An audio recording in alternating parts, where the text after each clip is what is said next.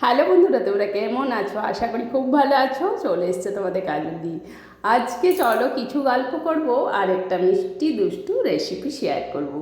তো আজকে রেসিপিটা থাকছে মিষ্টি কিছু।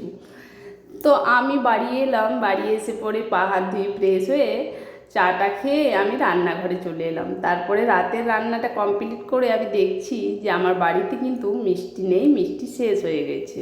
তো মিষ্টি ছাড়া তো কিন্তু আমার বাড়িতে কেউ রাতে রুটি খেতে চায় না।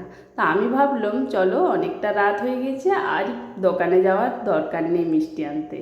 তো তারপর আমি ভাবলাম চলো একটু সেমইয়ের পায়েস করি। সেমইয়ের পায়েসের রেসিপিটা তোমাদের সঙ্গে শেয়ার করবো না সেটা তো হতে পারে না। সেরকমভাবে করিনি, ঘরোয়া যা ছিল তাই দিয়ে করলাম।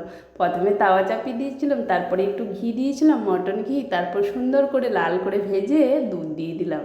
তো চলো দুধটা দেওয়ার পর একটু ফুটুক, তাইলেই সেদ্ধ হয়ে যাবে। এদিকে বাবুর সঙ্গে বক বক করতে করতে দেখো কিন্তু আমার পায়েসটা রেডি হয়ে গেল। নামাবার সময় আমি চিনিটা দিচ্ছি। আগে চিনি দিইনি এই কারণে দুধটা কেটে যাবে বলে।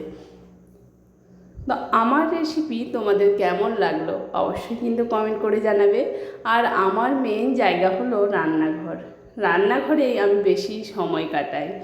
আর যতটুকু বাড়িতে থাকি রান্নাঘরেই সময়টা আমার বেশি কাটে। তো নেক্সট ভিডিওতে দেখা হচ্ছে। Tata, bye bye, good night, ভালো থেকো, সুস্থ থেকো।